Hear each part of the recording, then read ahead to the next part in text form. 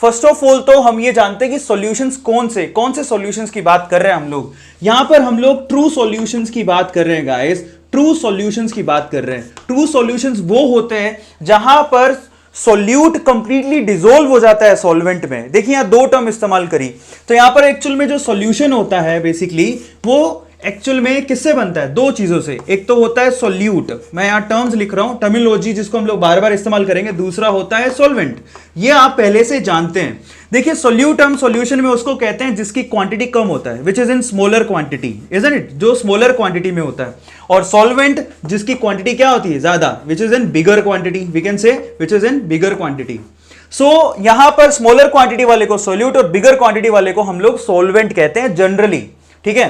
सो solvent और solute in दोनों को मिक्स करने पर हमारे पास सॉल्यूशन तैयार होता है। और हमको एक्चुअल में क्या सॉल्यूशन, वो भी ट्रू सॉल्यूशंस को पढ़ना है जिसमें सॉल्यूट कंप्लीटली डिसॉल्व हो जाता है सॉल्वेंट के अंदर, ठीक है, पूरी तरह से घुल जाता है। जैसे कि घर पे अगर आपने शिकंजी बनाया हो, मीठा पानी बनाया हो, तो आपको पता है कि आप शुगर लोगे और वाटर लोगे, शुगर कंप्लीटली डिसॉल्व हो जाती है वाटर के अंदर। शुगर की क्वांटिटी कम लेते हो, वाटर की क्वांटिटी ज्यादा लेते हो। वाटर को हम लोग यूनिवर्सल सॉल्वेंट भी कहते हैं बाय द वे।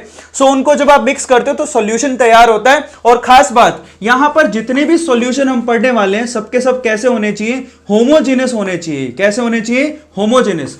अब कई बार सवाल पूछते हैं कि होमोजेनस और हेटेरोजेनस में क्या बेसिकली डिफरेंस होता है, तो आपको बताता हूं। देखिए सिंपल एग्जांपल के थ्रू समझाता हूं। एक्चुअल में होमोजेनस एक ऐसा सॉल्यूशन होता है जो कि यूनिफॉर्म होता है। मतलब समझे, जैसे कि आपने सपोज आपने थम्स अप खरीदा मार्केट से, तो थम्स अप में चाहे ऊपर से आप सिप ले लो, चाहे बिल्कुल नीचे से सिप निकालो, आपको टेस्ट सेम ही मिलेगा, यानी कि यूनिफॉर्म होगा आपका सॉल्यूशन। तो ऐसे सॉल्यूशन होमोजेनस सॉल्यूशन कहलाते हैं। लेकिन सपोज अगर आपने बीकाजी का कभी मिक्सचर खाया हो, तो उसमें मिक्सचर एक्चुअली वो भी एक तरह का सॉल्यूशन है जिसमें बहुत सारे आलमंड्स होते हैं, ग्राउंड नट्स होते हैं। तो जरूरी नहीं है कि पूरे पैकेट में आपको आलमंड्स हर जगह मिले। सो फाइनली ऐसे सॉल्यूशन हेटेरोजेनस कहलाते हैं जहां पर यूनिफॉर्मिटी नहीं है सॉल्यूशन में। जरूरी नहीं है कि जो टेस्ट आपको यहां से मिल रहा है वो पैकेट में नीचे से मिले। ये पूरा अगर पैकेट है और अगर आपने यहां से एक स्पून निकाला और एक यहां से स्पून निकाला, जरूरी नहीं है कि यहां से आपको आलमंड मिल जाए। समझ पा रहे हैं? तो ऐसे सॉल्यूशन हेटेरोजेनस कहलाते हैं जो कि यूनिफॉर्म नहीं होते। हमें यहां पर पूरे चैप्टर में होमोजेनस सॉल्यूशंस के बारे में पढ़ना है। बात सबको समझ में आ गई? तो होमोजेनस सॉल्यूशंस को हम लोग यहां पर करने वाले हैं। सबसे पहले मैं शुरू करने से पहले आपको बता देता हूं कि यहां पर टॉपिक कौन से हैं जो कि हॉट टॉपिक है जिसको हमको पूरे चैप्टर में पढ़ना है। सो बड़े ध्यान से इसको देखिए, फिर उसके बाद हम लोग शुरू करेंगे। फर्स्ट ऑफ ऑल तो इस चैप्टर में सबसे जो इंपॉर्टेंट चीज है जो कि आपके 11th स्टैंडर्ड में है, जिसको मैं रिवाइज भी कराने वाला हूं, वो है आपके जितने भी कॉन्सेंट्रेशन टर्म्स हैं। सो यहां पर जितने भी आपके कॉन्सेंट्रेशन टर्म्स हैं उनको हमको डिटेल में पढ़ना है guys. This is so much important. So finally concentration terms पढ़नी है, जैसे कि molality, normality, mole fraction, wait by volume, isn't it, ppm एक नया टर्म है, फॉर्मेलिटी। सो ये सारी टर्म हो गई जिसको हमें यहां पर पढ़ना है और जिनके ऊपर क्वेश्चन आता है और इंटर कन्वर्जन पे भी क्वेश्चन बहुत सारे आते हैं। तो वो हमें डिटेल में पढ़ना है क्योंकि वो बहुत ज्यादा इंपॉर्टेंट है, क्योंकि यहां पर जितने भी इनसे टॉपिक हैं उनमें ये कॉन्सेंट्रेशन टर्म्स को इस्तेमाल किया गया है। देखिए दूसरी जो टॉपिक है आपको वो यहां पर पढ़नी है, that is vapour pressure. Vapour pressure के बारे में पढ़ना है, ठीक है। और वेपर प्रेशर से रिलेटेड दो लॉज हैं जिसको आपको पढ़ना है, ठीक है। सो यहां पर वेपर प्रेशर और उससे रिलेटेड लॉज को पढ़ना है। एक तो है हेनरी लॉ और दूसरा है रोल्ट लॉ। ये आपके दो लॉज आएंगे इसके अंदर। और जो थर्ड सबसे ज्यादा इंपॉर्टेंट टॉपिक है दैट इज कॉलिगेटिव प्रॉपर्टीज। सो यहां पर ये सबसे ज्यादा इंपॉर्टेंट टॉपिक है कॉलिगेटिव प्रॉपर्टीज, जो कि फाइनली यहां पर ये कॉलिगेटिव प्रॉपर्टीज होती हैं 4, जिसको आपको पढ़नी है। फर्स्ट ऑफ ऑल तो relative lowering of vapour pressure, जिसको मैं डिटेल में बताऊंगा, so don't worry about that. RLVP बोलते हैं उसको। वेपर प्रेशर को पढ़ने के बाद हम लोग RLVP which is a colligative property, first colligative property, उसको हम लोग पढ़ेंगे, that is relative lowering of vapour pressure. उसके बाद हम लोग पढ़ने वाले क्या, एलिवेशन इन बॉइलिंग पॉइंट, ठीक है, एलिवेशन इन बॉइलिंग पॉइंट। फिर हम पढ़ेंगे यहां पर डिप्रेशन इन फ्रीजिंग पॉइंट, ठीक है। और उसके बाद आएगा ऑस्मोटिक प्रेशर पाइप। तो ये आपकी 4 यहां पर कॉलिगेटिव प्रॉपर्टीज हैं जिसको हमें पढ़ना है। और उसके बाद जो फाइनल टॉपिक है which is so much important, that is van't Hoff factor. So यहां पर वेंट हॉफ फैक्टर को हमें पढ़ना है। सो ये आपके ओवरऑल टॉपिक्स हैं जो कि यहां पर इस चैप्टर के अंदर आपको डील करने हैं, जिसमें से सबसे ज्यादा सवाल कोलिगेटिव प्रॉपर्टीज में से पूछे जाते हैं और उसके बाद नंबर आता है वेंट हॉफ फैक्टर का। सो एक्चुअल में ये 4 टॉपिक ही हैं, लेकिन इनको समझने के लिए सबसे पहले हमें 11th क्लास का एक टॉपिक करना पड़ेगा, दैट इज कॉन्सेंट्रेशन टर्म्स। सो आज के इस लेक्चर में हम लोग क्या करने वाले हैं, कॉन्सेंट्रेशन टर्म्स को पहले करने वाले हैं, जो कि बहुत सारे स्टूडेंट्स को, क्योंकि आपने ये जो कॉन्सेंट्रेशन टर्म्स कहां पढ़ी होंगी, 11th क्लास में आपने फर्स्ट चैप्टर में पढ़ी होंगी, मोल कॉन्सेप्ट में, ठीक है। बहुत लोगों को याद नहीं होती है, तो हम लोग यहां पर कॉन्सेंट्रेशन टर्म्स करने वाले हैं। सो राइट डाउन कॉन्सेंट्रेशन टर्म्स। तो चलिए शुरू करते हैं कॉन्सेंट्रेशन टर्म्स से। सो अब हमारा जो पहला टॉपिक है दैट इज कॉन्सेंट्रेशन टर्म्स, ठीक है, concentration terms. So first of all तो हमें ये पढ़ना है। सबसे पहले सवाल ये पूछा जाता है कि कॉन्सेंट्रेशन का मतलब क्या होता है, तो उसका डेफिनेशन लिख लीजिए फटाफट से, व्हाट इज कॉन्सेंट्रेशन। सो जरा ध्यान से इसको देखिए, what is concentration, the amount of solute, the amount of solute dissolve in per liter volume of solution or in per kg weight of solvent, ठीक है, is called concentration, is called concentration. क्या कहलाता है, इसी को हम लोग concentration कहते हैं। कई बार पूछते कॉन्सेंट्रेशन होता क्या है। एक्चुअल में अगर आपने सपोज चाय अच्छी बनाई घर पे, तो गेस्ट आपसे क्या पूछेगा कि आपने कितनी चीनी डाली, कितना आपने चाय पत्ती डाली, इजंट इट। तो आपको सोल्यूट की मात्रा पूछता है कि चाय में कितनी डाली। एक्चुअल में यहां पर यही है कि सोल्यूट की मात्रा सॉल्यूशन में कितनी है, या फिर एक एक्सेप्शन केस भी है कि सोल्यूट की मात्रा पर केजी वेट सॉल्वेंट में कितनी है, उसको हम लोग कॉन्सेंट्रेशन बोलते हैं। क्लियर हो गया कि सोल्यूट कितना डाला आपने। एक्चुअल में सारी की सारी जो टर्म है वो बेसिकली सॉल्यूशन से रिलेटेड है, लेकिन सिर्फ एक ही टर्म है जो कि सॉल्वेंट से रिलेट की जाती है, और वो है मोलालिटी, ठीक है। तो मैं यहां पर क्या कर रहा हूं, कॉन्सेंट्रेशन टर्म्स तो बहुत सारी हैं, तो उसको हम लोग ना डिवाइड कर देते हैं 2 पार्ट में। तो देखिए यहां पर कॉन्सेंट्रेशन टर्म्स को हम लोग डिवाइड कर रहे हैं 2 पार्ट में। ये देखिए फर्स्ट और ये हमारा सेकेंड। ऐसी टर्म्स जो कि कैसी हैं, टेम्परेचर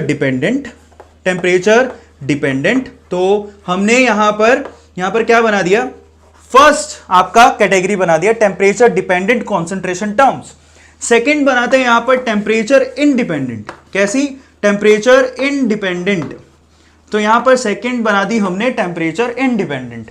टेम्परेचर डिपेंडेंट टर्म, उसमें आपको क्या देखने को मिलेगा, वॉल्यूम टर्म देखने को मिलेगी, क्योंकि वॉल्यूम जो होते हैं वो टेम्परेचर डिपेंडेंट होता है। आपको सबको पता है कि अगर हम हीट करें, जैसे कि कई बार क्या होता है, बोतल का जो ऊपर वाला जो ढक्कन होता है वो खुलता नहीं है, तो हम लोग क्या करते हैं, उसको हीट करते हैं ताकि खुल जाए।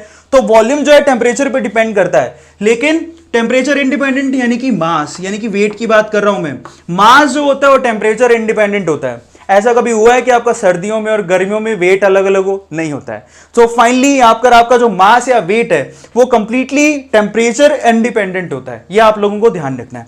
सो फाइनली यहां पर देखिए वॉल्यूम वाली टर्म जहां पर भी दिखिए वो टेम्परेचर डिपेंडेंट है, और मास वाली टर्म यानी कि वॉल्यूम नहीं हो, यानी मास पर ही डिपेंडेंट हो, सो वो टेम्परेचर इंडिपेंडेंट टर्म्स होती है। यहां पर 2 पार्ट में इसको डिवाइड क्यों किया जा रहा है वो आपको थोड़ी देर में बताता हूं, बट फाइनली वो टर्म्स कौन कौन सी हैं जरा उसको देखिए। तो यहां पर जरा मैं यहां पर इसको क्या कर देता हूं, एक लाइन खींच देता हूं।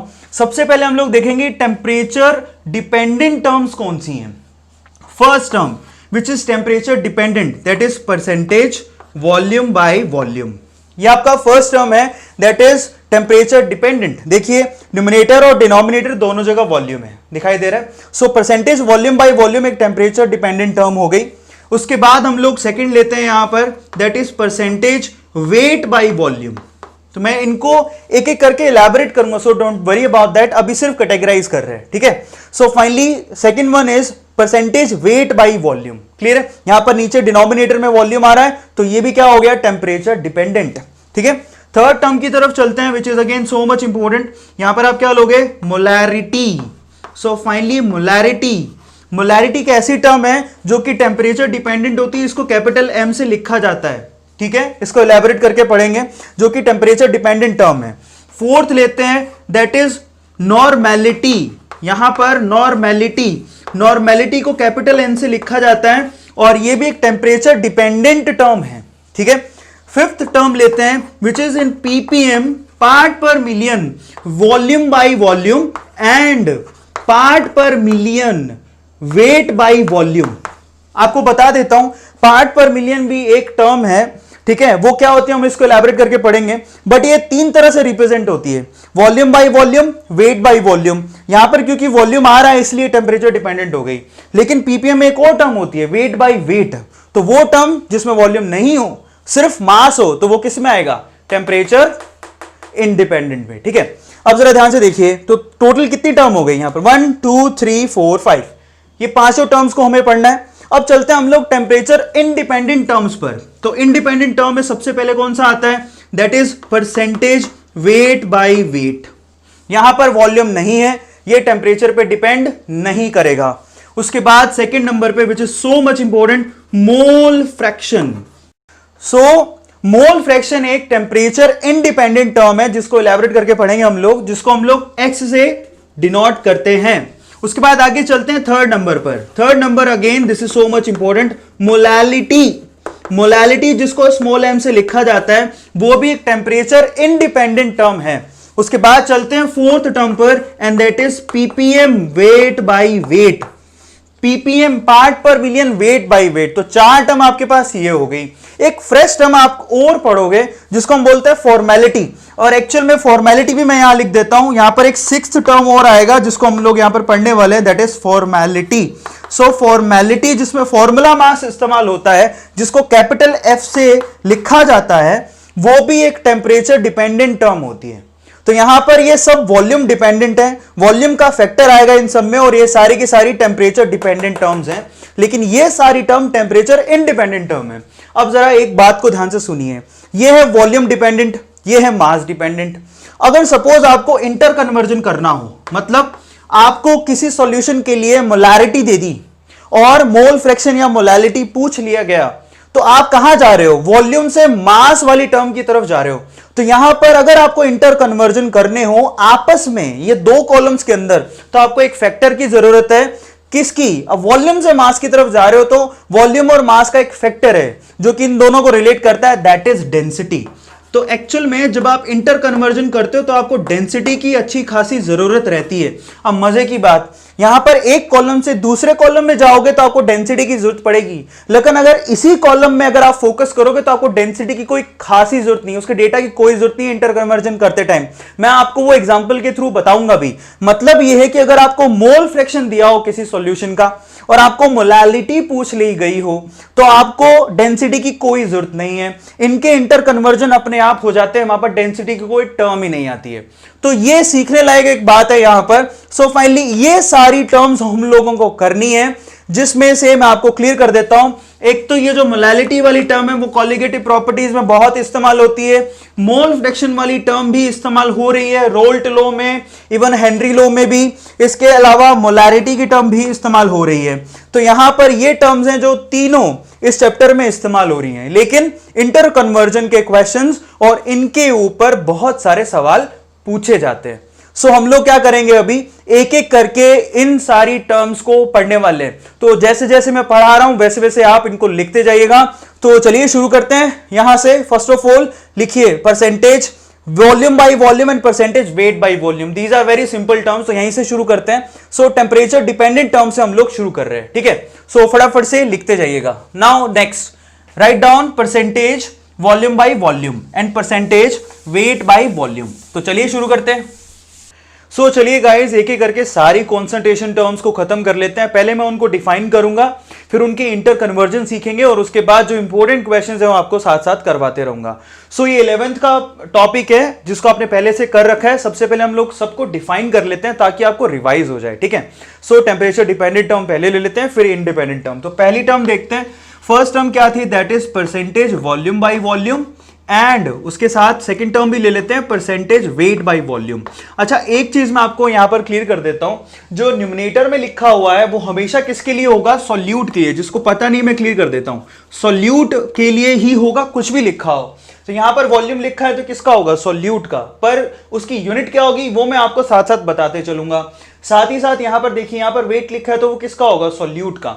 अच्छा, नीचे के लिए मैं आपको बता देता हूं, ऑलमोस्ट सारी जितनी भी टर्म है सब में सॉल्यूशन से कंपैरिजन होता है, सिर्फ एक टर्म को छोड़ के, और वो कौन सी टर्म है, मोलालिटी, जिसको मैं आपको अलग से लिखवाऊंगा, ठीक है, वो टेम्परेचर इंडिपेंडेंट टर्म है।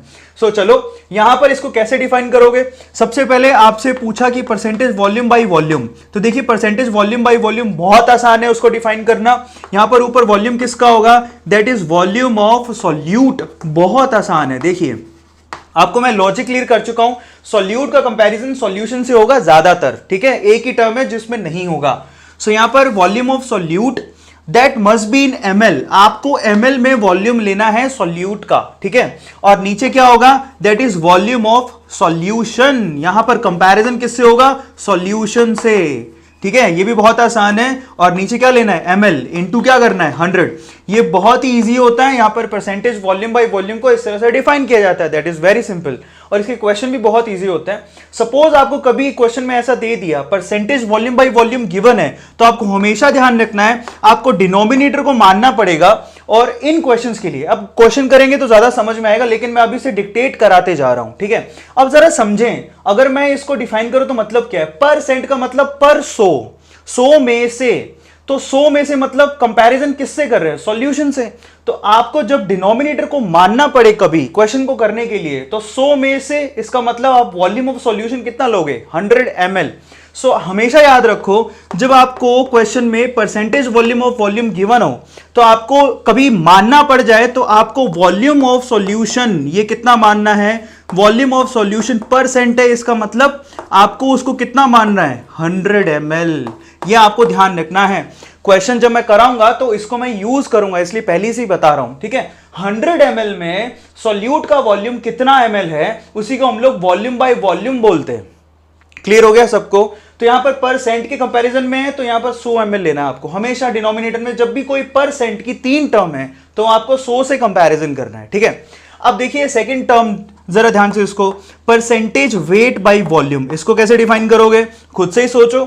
यहां पर वेट किसका होगा, सॉल्यूट का, तो यहां पर क्या लिखोगे, this is wait of solute, wait of solute. अच्छा, अब सॉल्यूट का वेट किस में लेना है, आपको ग्राम में, जनरली हम लोग ग्राम में लेते हैं, इसको ग्राम में लेना है, डिवाइडेड बाई, ठीक है, नीचे क्या दिया हुआ है, वॉल्यूम, तो यहां पर क्या लिखोगे, वॉल्यूम सॉल्यूशन, सॉल्यूशन का वॉल्यूम लेना है, that must be in ml। Clear है सब लोगों को। So volume of solution that must be in ml, into क्या करोगे परसेंट के लिए, इनटू 100। क्लियर है, तो इस तरह से इसको डिफाइन करना है, दैट इज वेरी इजी। और आपको मैंने बताया कि अगर आपको सीधा डेटा दिया हो तो यहां पर भी अगर आपने सॉल्यूशन का वॉल्यूम दिया है तो वॉल्यूम कितना माना, 100 ml। इस केस में भी कभी मानना पड़ जाए तो आपको वॉल्यूम ऑफ सॉल्यूशन कितना लेना है, 100 ml, क्योंकि यहां पर जो कंपैरिजन हो रहा है जरा वो किसके थ्रू हो रहा है, वॉल्यूम ऑफ सॉल्यूशन के रिस्पेक्ट में हो रहा है, ठीक है। आप लोगों को ध्यान रखना है, इस पे क्वेश्चन कराऊंगा तो मैं इस टर्म को यूज भी करूंगा, यहां भी ये सेम क्राइटेरिया लगाना है आपको, ठीक है। जब मैं इंटर कन्वर्जन क्वेश्चन करा रहा हूं तो मैं आपको इसको बड़ी फ्रीक्वेंटली इस्तेमाल करूंगा। तो आपको ध्यान रखना है कि मैंने पहले से बता दिया है कि आपको कभी लेट करना पड़ जाए, यानी कि आपको सीधे टर्म दे रखी हो, तो आपको डिनोमिनेटर में आपको क्या करना है, इस टर्म को परसेंट है तो आपको 100 से कंपैरिजन के लिए इसको 100 ml मानना है। क्लियर हो गया। सो ये दो टर्म यहां पर डिफाइन कर दी। अच्छा, टेम्परेचर डिपेंडेंट टर्म में तीसरी टर्म थी, दैट इज मोलैरिटी, तो चलो उसको डिफाइन कर लेते हैं। सो इसको डिक्टेट कर लिया, उतार लिया सबने, तो चलो इसको मैं हटाता हूं। Next term, now the next term is, so temperature dependent term में जो थर्ड टर्म था हमारा वो क्या था, दैट इज मोलैरिटी।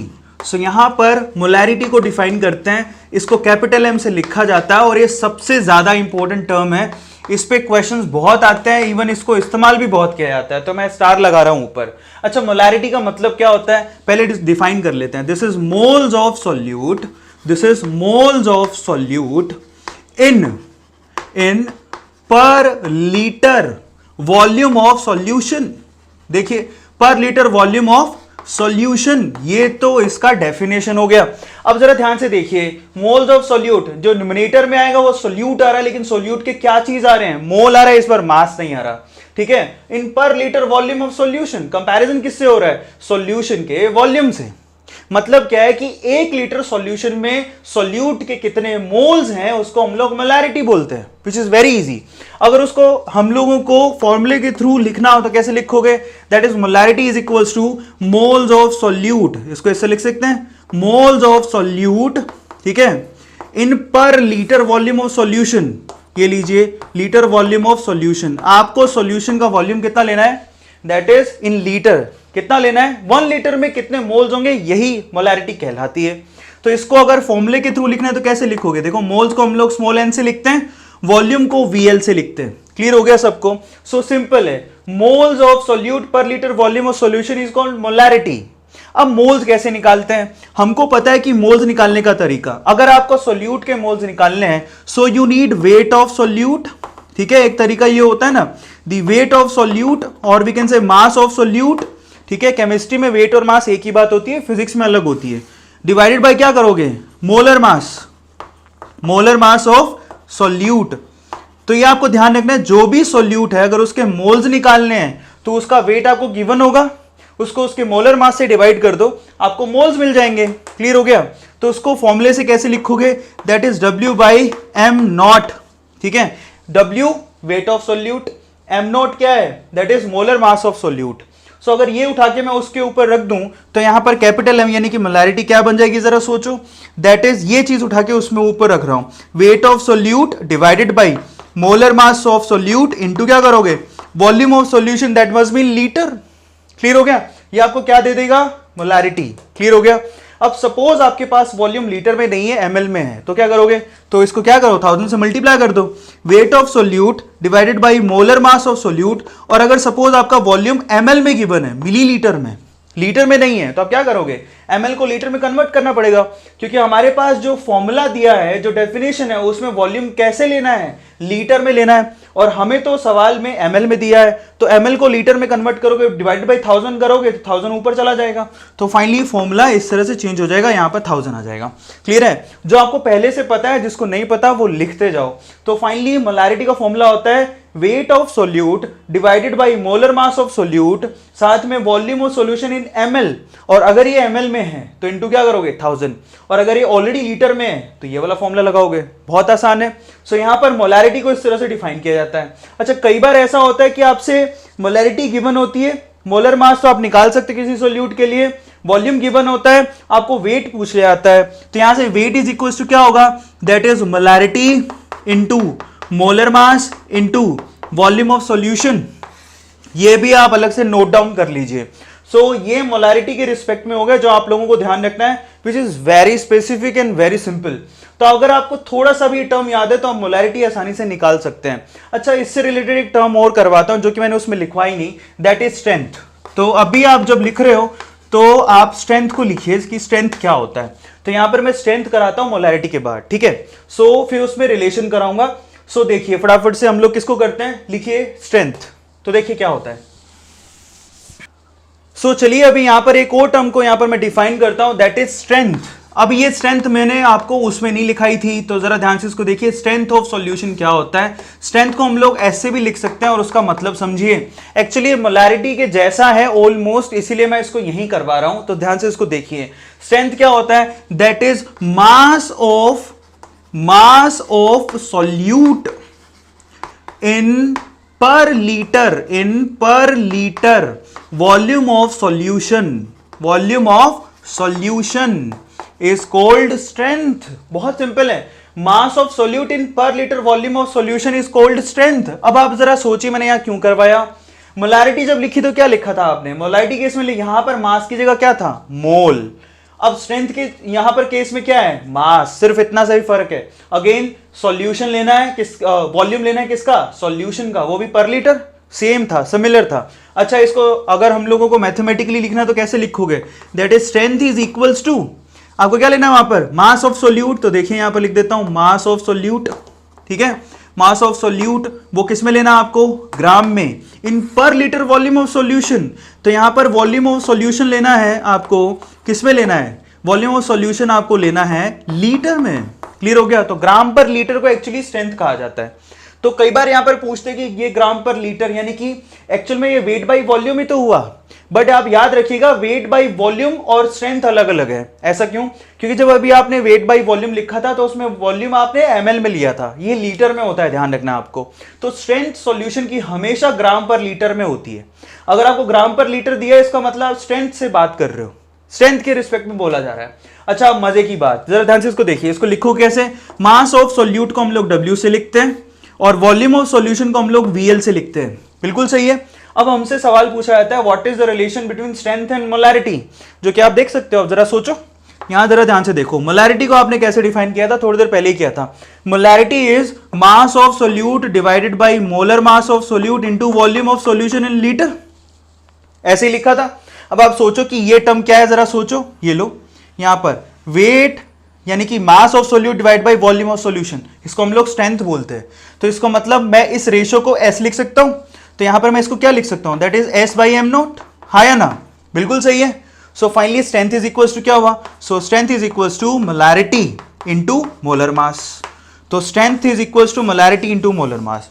सपोज किसी सॉल्यूशन का आपको मोलैरिटी गिवन हो और आपको यह बताया गया हो कि सोल्यूट कौन है, तो आपको कुछ नहीं करना, मोलैरिटी को मोलर मास के, सोल्यूट के मोलर मास से मल्टीप्लाई कर देना है, आपको स्ट्रेंथ मिल जाएगा। So this is the desired relation between strength and molarity.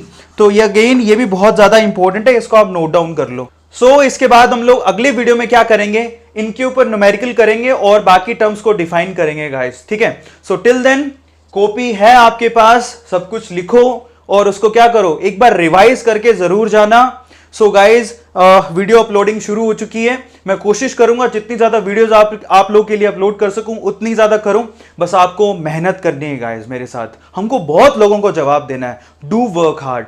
मैं तैयार हूं, क्या आप तैयार हैं? और अगर आप तैयार हैं तो दिन रात आपको मेरे साथ मेहनत करनी है। मैं आपको हर एक दिन का टारगेट और प्लान जरूर देते जाऊंगा। आज तो मैंने खैर बहुत ही यहां पर 3 से 4 टर्म ही पढ़ाई हैं। जब ये कॉन्सेंट्रेशन टर्म खत्म हो जाएगी तो मैं आपको होमवर्क दिया करूंगा, वो होमवर्क आपको कंटिन्यूसली करना है, ठीक है। और अपने आप पे बिलीव रखिए, यू कैन डू एवरीथिंग, ठीक है। So guys do share these videos. Subscribe नहीं किया तो सब्सक्राइब जरूर करके जाए। अगले वीडियो में मिलते हैं। Till then thank you so much, thanks a lot.